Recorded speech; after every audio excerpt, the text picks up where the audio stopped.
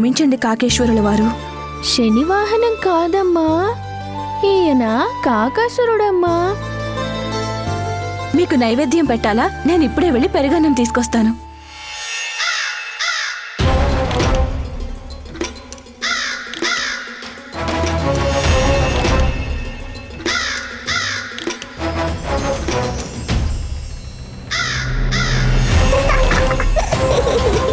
ఓహో, నువ్వేనా?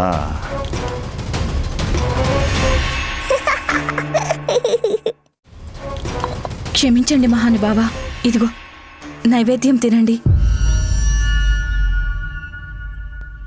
తినండి మహానుభావా, తినండి. లేదంటే కన్నయ్య బోర్లా పడేంత వరకు మేము ఇక్కడ ఉండాల్సి వచ్చినట్టే. అదే విధంగా తినేంత వరకు మిమ్మల్ని కూడా కదలనివ్వదు. అంటే నీ ఉద్దేశం ఏమిటి సులక్షణ? నేను బలవంత పెడుతున్నానా? లేదు కదా? లేదు. ఆరగించండి కాకేశ్వర. ఇదిగో వీళ్ళ కోసమైనా తినండి. తినండి ఇంత బతికి పెరుగన్నం తినాలా? మెత్తని మాంసం పెట్టొచ్చు కదా. నేను తినాలంటే మాంసం తెచ్చి పెట్టండి. తినండి కాకేశ్వర, లేకపోతే మాపై శనిదేవుడి దృష్టి పడుతుంది. శని దృష్టి పడుతుందో లేదో కానీ నా కన్ను మాత్రం పడింది తనపై. అందుకోసమే నేను ఇంత దూరం వచ్చాను. ఇంకా ఎంతసేపు ఎదురు చూడాలి కాకేశ్వరుడు గారు? తినండి. వీళ్ళు నన్ను వదిలిపెట్టేలా లేరు. వీళ్ళను తప్పించుకోవాలంటే తినకు తప్పదు. ఈ చద్దన్నంతో మొదలైంది కాకాసురా. నీకు అసలైన స్వాగత సత్కారం నేను చేస్తాగా.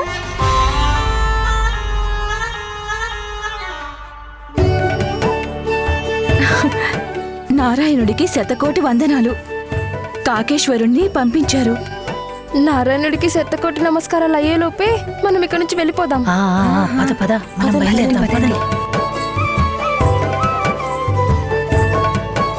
మంచిది కాకేశ్వర, ఈ రోజుకి నేను తరించినట్లే. మీరు సంతోషమేగా? అరే అందరూ, అరే ఆగండి.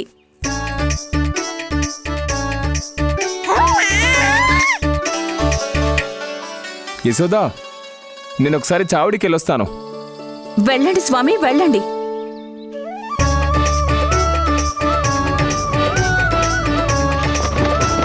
ఈ రోజు నువ్వు చాలా అల్లరి పెట్టావు కన్నయ్య. అమ్మను అలా అల్లరి పెట్టకూడదు. మీ అమ్మ మాటని నిలబెట్టాలి, సరేనా? పిల్లలతో పంతం పెట్టుకుంటేనా?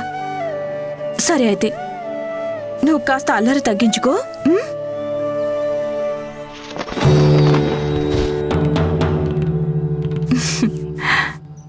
ఈరోజు మా కన్నయ్య బోర్లా పడ్డాడు.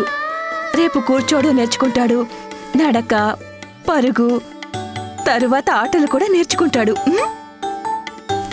నీకు బాలమిత్రులు వస్తారు. ఆటల్లో పడి అమ్మని మర్చిపోవు కదా?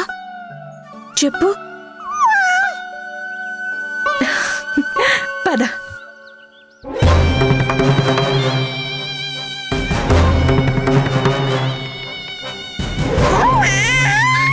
తెగ మాట్లాడుతోంది. ఆ పిల్లాడికి ఏమైనా అర్థమవుతుందా? పాడా ఎందుకు మాట్లాడుతుందో అర్థం కావట్లేదు. తల్లి మాటలు పిల్లలకు చాలా బాగా అర్థమవుతాయి కాకాసురా. కానీ అది నీకే మాత్రం అర్థం కాదు. ఏం చెయ్యాలన్నా సరే ఇదే మంచి సమయం.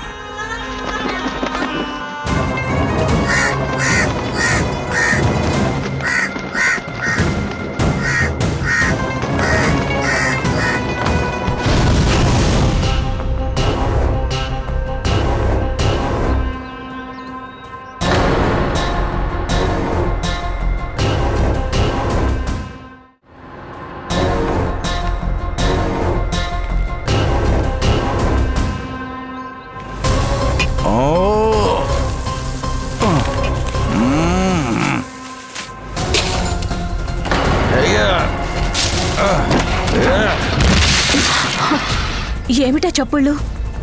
ఎవరొచ్చారు వంటింట్లోకి?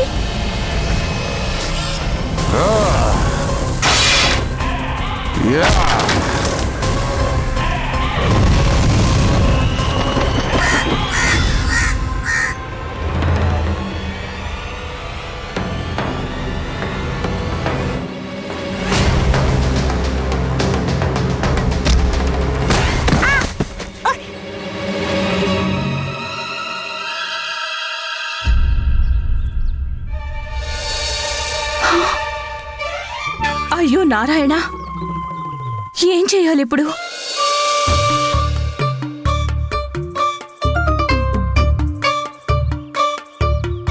ఉజ్వల్,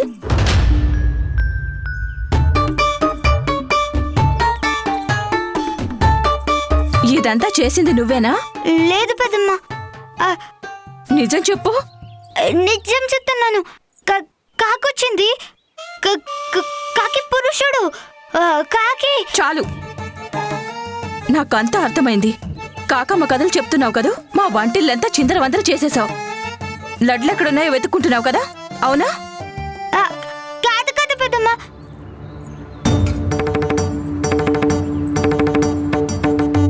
తీసుకో. ఇంకెప్పుడు ఇలా చెయ్యొద్దు, అర్థమైందా? ఇక వెళ్ళు, కన్నయ్యని జాగ్రత్తగా చూసుకో. అదిగో తుడుచుకో మొహం, తుడుచుకుని వెళ్ళు. పెదనాన్నొచ్చాక ఇంట్లో దిగబెడతారులే.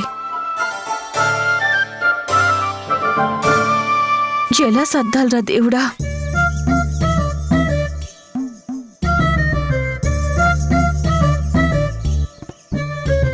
ఇంకా పడాల్సినవేమైనా మిగిలాయా?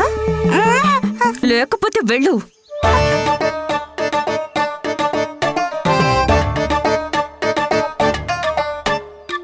కాకి పురుషుడు అంట, కాకి పురుషుడు. అల్లరి పిల్లాడు.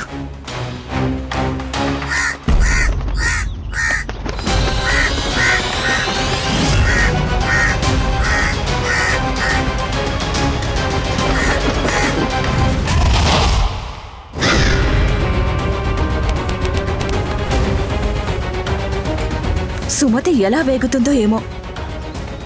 ఆ శంకరి పిన్ని కాస్త పద్ధతిగా పెంచొచ్చుగా. తన మనవణ్ణే మర్చిపోయింది. కానీ నేను ఊపిరి తీసుకోవడమైనా మర్చిపోతాను గాని కన్నయ్యని మర్చిపోను.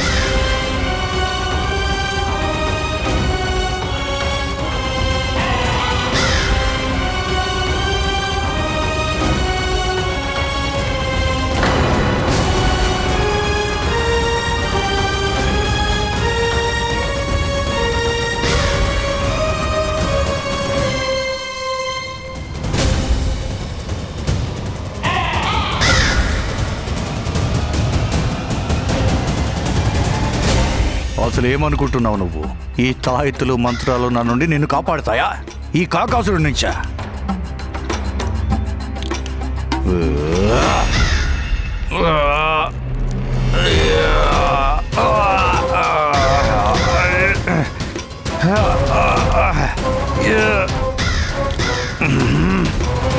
వేయడంత లేడు ఇతను, ఇంత బలమా? అమ్మ ఎంతో నమ్మకంతో తెచ్చివేసింది కాకాసురా. దాన్నంత సులభంగా లాక్కొనిస్తానా?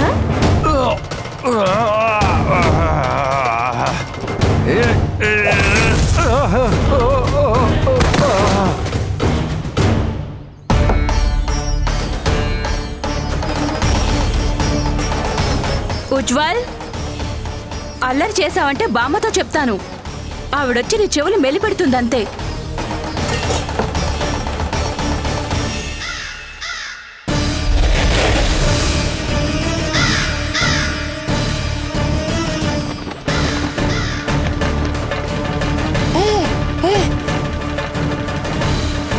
ఇప్పుడు చూడు, నిన్ను నీ ఉయ్యాలతో సహా లాక్కెళ్ళిపోతాను నీ మృత్యు ముఖంలోకి.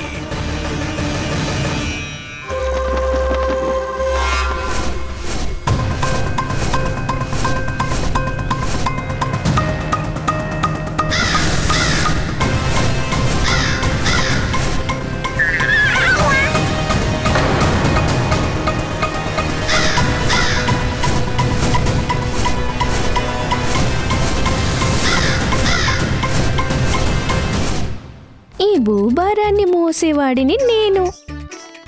నువ్వు నా భారాన్ని ఎలా మోయగలవు కాకాసురా? నీ ధైర్య సాహసాల్ని మెచ్చుకోవలసిందే.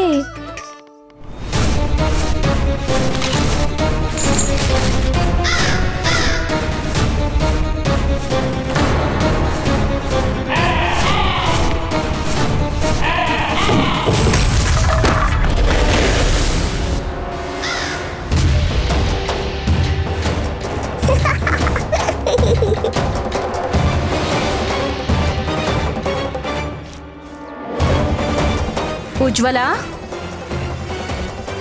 కన్నయ్య ఉయ్యాలని జాగ్రత్తగా చూసుకో. ఉయ్యాలంటూ ఉంటే కదా దాన్ని చూసుకోవడానికి.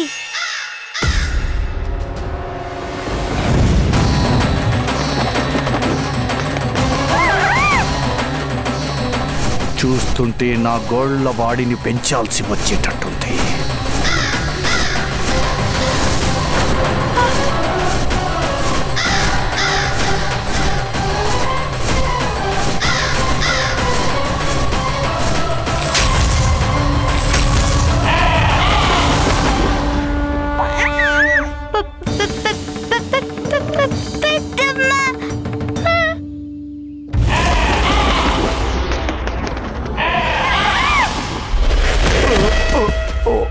రాజా, మీరు నన్ను ప్రమాదంలో పడేశారు. గోకులంలో పుట్టిన బాలుడు అసురుల పాలిటి యమధర్మరాజే మహారాజా. పైకిలే.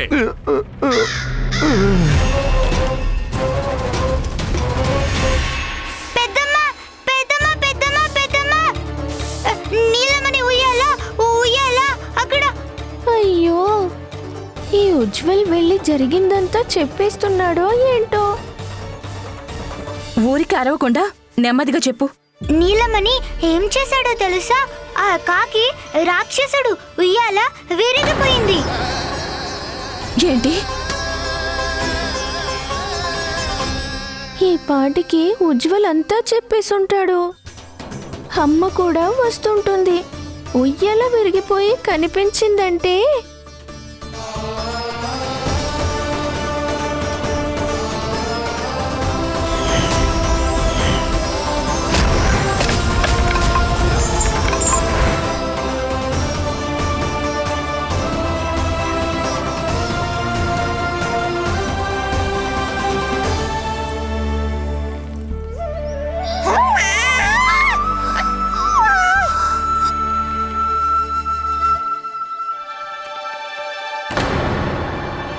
ఒక్క క్షణంలో నా ప్రాణాలే పోయినట్లు అనిపించింది.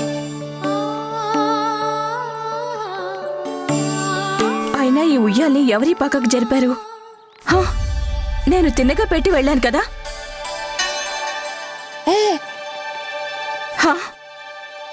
దీన్ని ఇక్కడికి ఎవరు లాగారు? నువ్వుంటే ఏదో ఒక ఉపద్రవం తప్పదు. పద, మీ ఇంట్లో వదిలేసి వస్తాను. భలే ఇరుక్కున్నాడు. బామ్మలంటే మనవల్లని జాగ్రత్తగా చూసుకుంటారు, కానీ మీరు ఏ మాత్రం పట్టించుకోరు. ఎవరైనా మనవన్ని మర్చిపోయి వస్తారా? నోటికొచ్చిందల్లా మాట్లాడొద్దు. వాడు ఎవరి కొడుకు? నీకా నాకా? నా కొడుకే. నా కొడుకైతే మీకు మనవడు కదా. బాధ్యతంతా నాకు వదిలేసి తప్పించుకోవాలని చూడకండి.